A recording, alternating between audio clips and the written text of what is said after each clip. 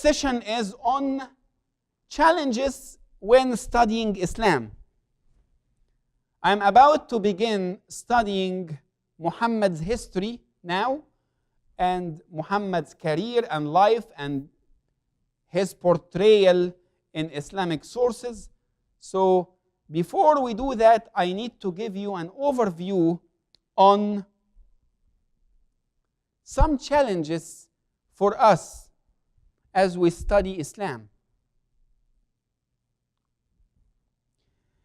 Number one problem is the sources.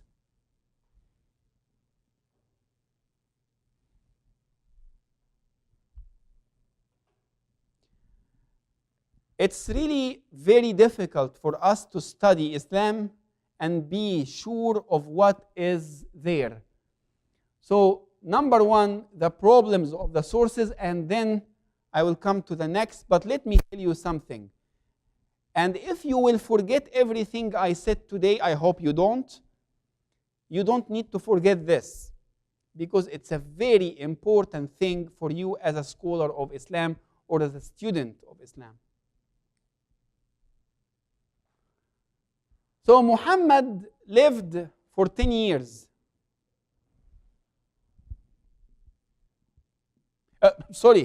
For 10 years in Medina.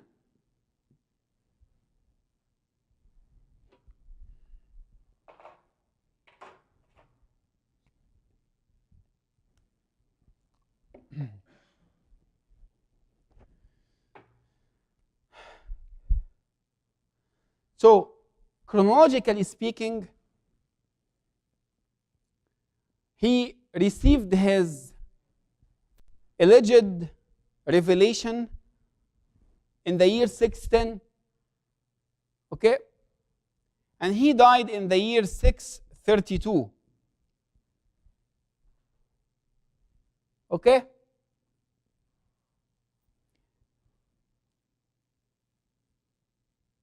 He lived here 13 years in Mecca,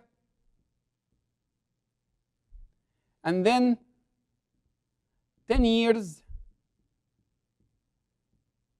in Medina. That's general outline, and you will find a lot of this in the books, and of course, I am sure you read Reynolds. I actually assigned Reynolds as the book before we begin because it's a great start. Now, the problem is, for us as students of history, what is your need to have an authentic report of history? Your need is an eyewitness. Like, what is the best source to tell you what happened yesterday in the cathedral in Egypt when the bomb went off? Someone was there. And we will find a lot of reports, so we get them together from eyewitnesses. And then we will make up our mind about the story. That's history. That's the history. Number one rule in history is I need an eyewitness.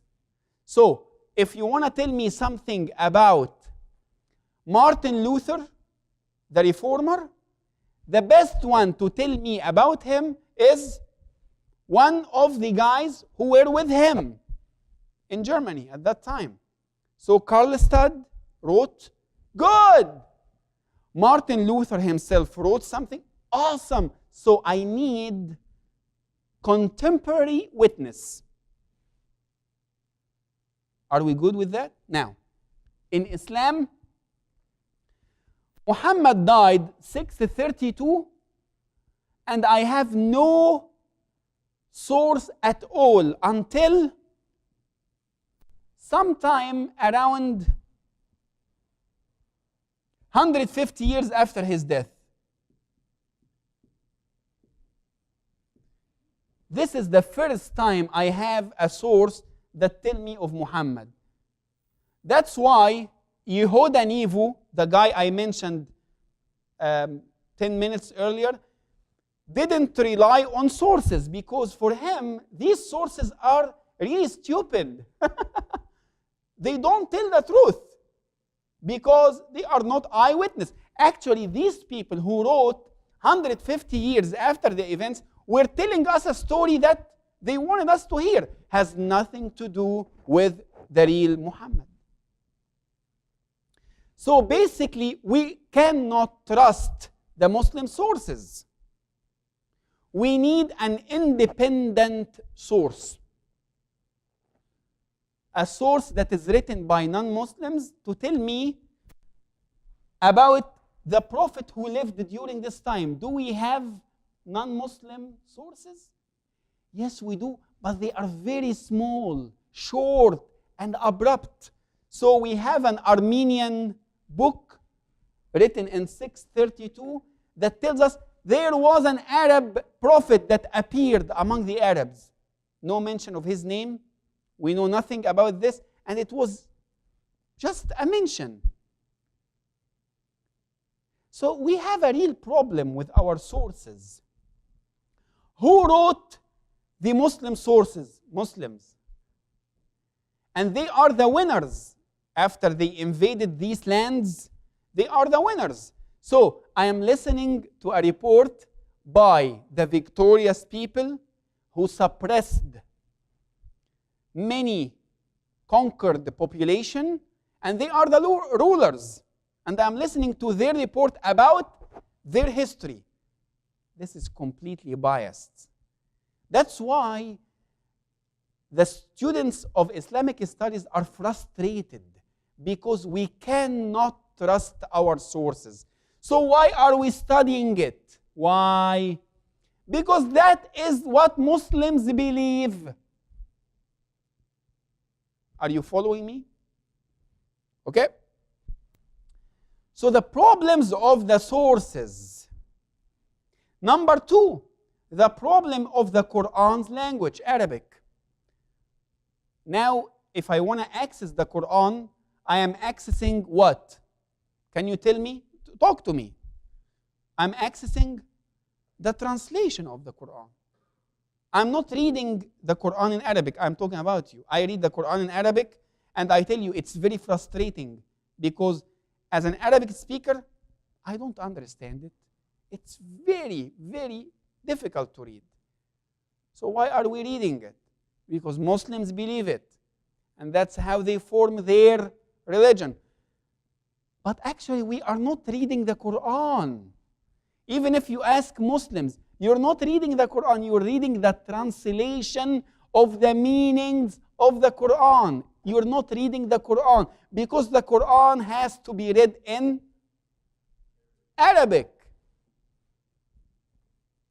And here is the deal. If I read the translation of the meanings of the Quran, I am reading what? The interpretation of someone else.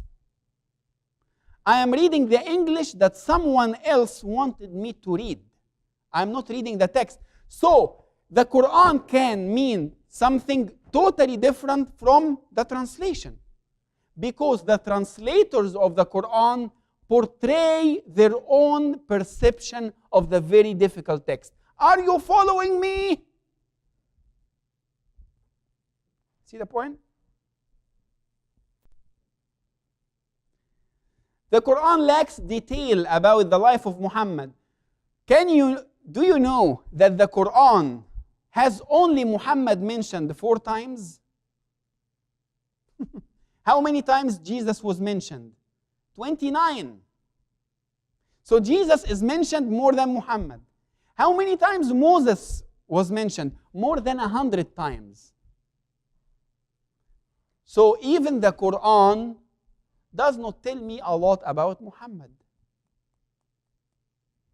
So you see how there are many challenges in studying Islam. The Quran does not present us to a comprehensive and self-contained story. I bet you, if you read the Quran, which we are going to read, like we are going to read Surah 33 at some point during this course, because we are going to examine parts of it, you will face a lot of difficulty as you go through the Quran, because it switches between topics abruptly. So one time you are talking about Moses, and suddenly the stars in heaven. I didn't follow that. Well, you don't know, but this is the miracle. And finally, the Quran lacks narrative formation. Anyway, by pointing to these elements, I am trying to help you.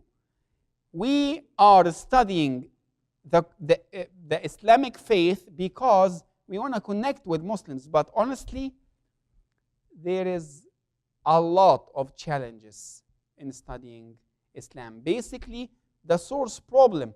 And if you read anything that talks about Islamic studies, they have to begin with the problem of the sources. Have you read Reynolds on that? Okay, can you tell me a couple of thoughts you read in the book, in Reynolds' book? Thoughts, tell me.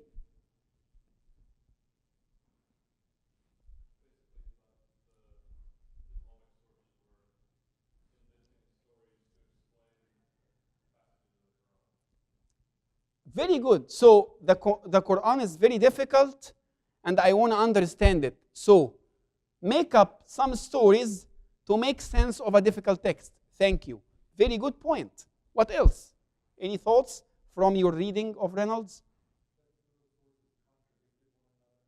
Very good. And we have tons of them. So you have one story mentioned in this source that is completely contradicted by this source. What does this suggest, these contradictions? It suggests that the authors didn't really know what they are talking about. They are trying to make sense of something they didn't know. And we have a lot of that.